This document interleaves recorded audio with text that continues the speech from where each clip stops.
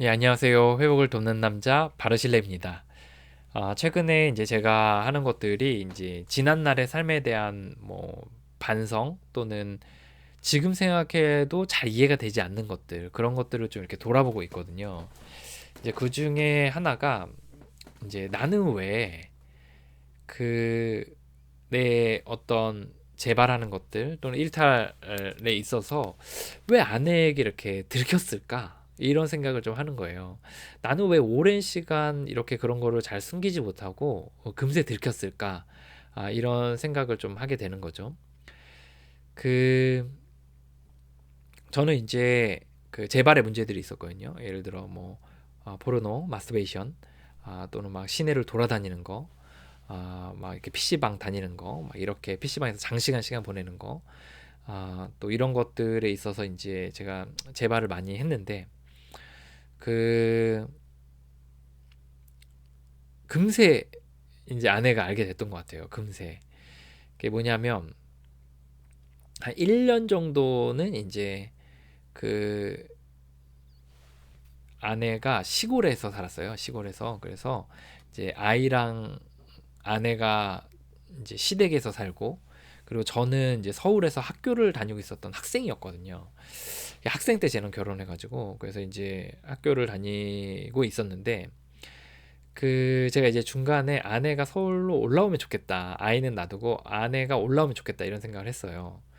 그래서 실제 이제 아내가 서울로 이제 올라왔죠. 예, 서울로 올라왔는데 이제 제가 그때 이제 거의 올라오자마자 이제 거의 이제 제 일탈 행위들이 이제 발각이 된 거죠. 음, 한 세 가지 정도 이제 제가 이제 걸렸는데 첫 번째는 그 결제. 여기 이게 아마 첫 번째로 걸렸던 것 같아요. 제가 생각할 때는 그 제 이제 핸드폰으로 막 결제 같은 것들을 하잖아요. 예, 결제 같은 것들을 하는데 이제 이상하게 필요 이상으로 이제 결제를 하는 거죠. 그러니까 핸드폰으로 결제하는 거 있잖아요. 전화번호로 결제하는 것들 시스템들 있잖아요. 그런 거로 막 사이트 같은 것들을 결제하고 막 이런 것들을 이제 하는 거죠. 이제 그러다 보니까 이제 전화 요금, 핸드폰 요금이 굉장히 많이 나왔었어요. 그때 핸드폰 요금이 한 50만 원인가요? 이렇게 나왔던 적이 두 번인가 있었어요. 그래서 근데 제가 한 번은 뭐 핸드폰을 잊어버렸는데 누가 그렇게 쓴 것 같다. 막 이렇게 해가지고 말도 안 되는 거짓말을 했었고, 근데 두 번째 또 그렇게 했을 때는 이제 아내가 뭔가 이상하다 싶어서 이제 그 전화번호 조회 같은 것들 이렇게 하고 결제 내역들 이렇게 봐서 이제 첫 번째 제가 그런 문제가 있다는 것에 대해서 알게 됐어요. 그래서 아내가 굉장히 충격을 받았고, 지금도 이제 기억이 나요. 이렇게 학교 그 운동장을 이렇게 가는데 이제 아내가 먼저 이렇게 걸어가고 제가 뒤에서 쫓아가는데 아내가 굉장히 열받아 있고 저는 이제 거기에 한마디 말도 못하면서 이렇게 뒤를 죄인처럼 막 이렇게 걸어가던 그 일이 생각이 나거든요. 그 또 두 번째로 이제 또 걸리게 됐던 것들이 이제 사실 겹치는 시간들이 저녁 시간대밖에 없었거든요. 아침이랑. 그러니까 아내는 아침에 직장에 가서 저녁에까지 있었고 또 때론 야간 근무도 했기 때문에 늦게까지 있었고 저는 이제 저녁 시간대에만 이제 우리가 한 7시부터 한 뭐 12시까지 이렇게 한 5시간 만나는 건데 이제 제가 상태가 안 좋아지고 이렇게 하니까 이제 멈출 수가 없는 거예요. 그래서 이제 막 바깥에 뭐 PC방 뭐 아니면 뭐 시내를 돌아다니거나 막 이런 일들이 있었죠.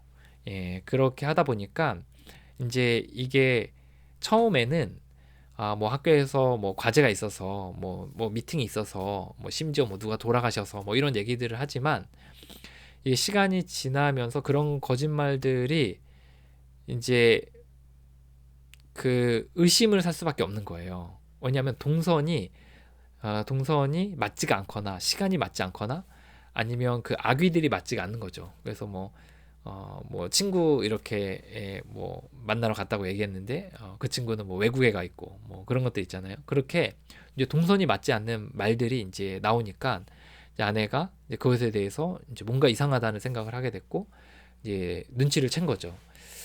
그리고 이게 동선 때문에 이제 걸린 부분이 뭐가 있냐면 제가 이제 막 이렇게 있잖아요. 제 하다가 재발을 하게 되는데 이게 중간에 멈출 수가 없거든요. 그래서 아내가 들어온다고 해서 이렇게 뭐 멈추고 막 이런 게 아니고, 또 뭐 바깥에서 이렇게 재발하면 그게 이제 정시에 집에 들어올 수 있고 막 이런 게 아니거든요. 정말 끝장을 봐야 되는, 끝까지 가야 되는 그런 재발 형태이기 때문에, 중독이라는 건 그런 거기 때문에, 그렇게 한번 발동이 걸리면 시간 가는 줄 모르고 쫙 이렇게 미끄러지면 집에 들어와야 될 시간에 들어오지 않거나, 아니면 또 하기로 했던 약속들을 하지 않거나 막 이런 일들이 생기는 거죠. 그러면서 저는 결정적으로 전화를 안 받았어요. 전화를 하면 전화를 받아서 나 어디야 이렇게 얘기를 해야 되는데 전화를 안 받는 거예요. 그럼 아내는 막 10통, 20통, 막 30통 막 이렇게 이제 전화를 하는 거죠. 이제 그래도 안 받으면 이제 아내는 백발백중 이 녀석은 이제 서울 시내를 싸돌아다니고 있구나 이렇게 생각을 하는 거죠. 그렇게 하면서 이제 제가 그 동선 또는 이제 어, 저의 어떤 행적 같은 것들이 잘 맞지가 않아서 이제 그게 들통이 나서 이제 걸렸던 것 같아요. 지금 생각해 보면. 그리고 이제 세 번째는 이제 태도로 인해서 이제 아내가 알더라고요.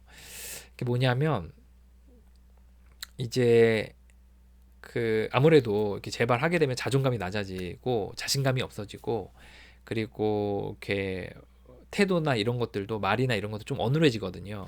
느려지고, 또 저 같은 경우에는 굉장히 무기력증이랑 우울증 같은 것이 같이 쓰나미처럼 몰려왔기 때문에 굉장히, 그러고 나면 막 집안일 하는 것도 굉장히 괴롭고, 막 이렇게 뭔가 말하는 것도 괴롭고, 막 정말 TV 보는 것도 괴로웠었거든요. 그렇게 이제 있으면 이제 아내가 나의 태도를 보고서 이제 직관적으로 이제 알게 되더라고요. 처음에는 이제 몰랐겠죠. 근데 시간이 지나면서 이제 그런 것 같다라고 생각을 하고 이것저것 체크를 하면 이제 당연히 이제 들통이 나게 되는 일들이 이제 생겼습니다. 그래서 이제 늘 그렇게 걸릴 때마다 늘 괴롭고, 정말 나중 돼서는 이제 이혼 위기들이 있었던 거죠. 막 이혼하자 그러고 막 아내가, 그럼 저는 하지 말자 그러고 막 그럼 울고 불고 막 새벽까지 막 실갱이 하다가 헤어지고 막 이런 일들이 막 빈번했어요. 굉장히 힘들고. 그러다가 이제 그랬죠. 그래서 이제 그러다가 이제 제가 회복을 해나가면서 더 이상 그런 일들이 발생하지 않은 거죠.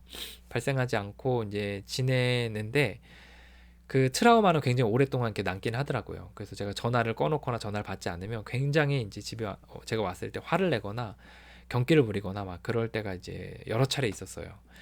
그래서 이제 그런 트라우마는 여전히 남아 있긴 하긴 하더라고요.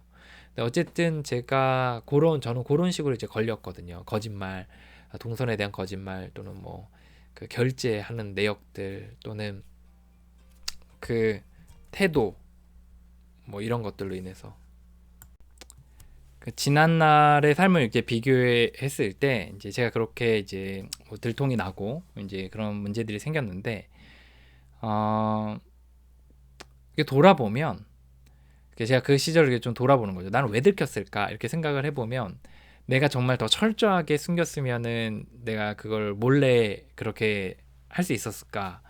아니면 내가 정말 허술해서 그랬나? 이런 것들을 좀 생각을 해보면, 그 부부라는 사이는 언제 들통이 나도 들통이 날 수밖에 없는 것 같아요. 특히 중독자 같은 경우에는 더더욱 그런 것 같아요. 왜냐하면 중독의 특징 때문에 그런데요. 중독의 특징은 한 번 시작하면 멈추지를 못하는 그 성향이 있거든요. 그러다 보니까 한 번 시작했을 때 이게 멈추지 못하게 되면 그 약속된 시간, 약속된 장소, 약속된 폼을 계속 벗어나게 돼요. 예를 들어 뭐 저녁 시간에 뭐 6시까지 들어와서 이제 식구들이랑 식사하기로 했는데, 이제 밖에서 이제 중독 행위를 하다 보면 그 시간에 못 돌아오게 되는 거죠. 그리고 이제 그 돈을 써야 되는 금액들이 이제 있는데 그거를 이제 벗어나게 되는 거예요. 그래서 처음에 뭐 몰래 쓰고 끌어다 쓰고 땡겨 쓰고 이렇게 하지만 결국은 그 이제 들통이 나게 되는 거거든요. 그리고 늘 동선이나 아니면 뭐 이렇게 이런 것들이 이렇게 좀 어긋날 수밖에 없는데, 그거를 이제 악의들을 다 맞춰야 되잖아요. 근데 거짓말을 그렇게 100% 할 수 있는 사람은 없는 것 같거든요. 특히 이제 저 같은 경우에는 그런 부분에서 뭐 이렇게 막 잘 맞추는 그런 게 아니어가지고, 거짓말을 하더라도 결국은 이제 그게 악의가 안 맞아서 결국에는 이제 추궁을 당하고 이제 결국은 이제 들통이 나게 됐던 것 같습니다. 그래서 제가 얘기 나누고 싶은 이야기 뭐냐면, 제가 그때 왜 이렇게 걸렸나 생각하면, 부부 사이는 사실 그거를 숨기고 산다는 건 저는 거의 불가능하다. 저는 언젠가 들통이 나도 들통이 난다. 이런 게 이제 저의 경험에서 또 제 삶에 대한 좀 반추라고 할 수가 있습니다.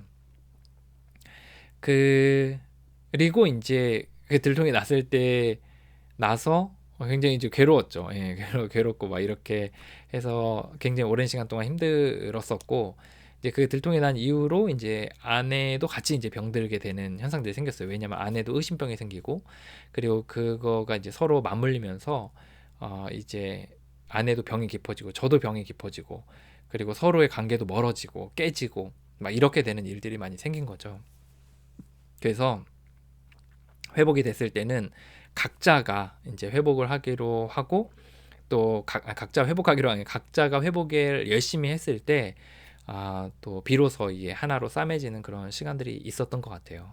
예, 그래서 이제 이 부부간에는 정말 이렇게 숨기기 어렵다. 그래서 싱글들은 이 중독에 있어서 굉장히 각성을 해야 되는 게, 그런 상태에서 결혼을 하게 되면 반드시 들킬 수밖에 없고, 들키게 되면 아내는 얻어 맞은 것 같은 그런 충격을 받기 때문에 이제 같이 엮이면서 병이 들게 되거든요.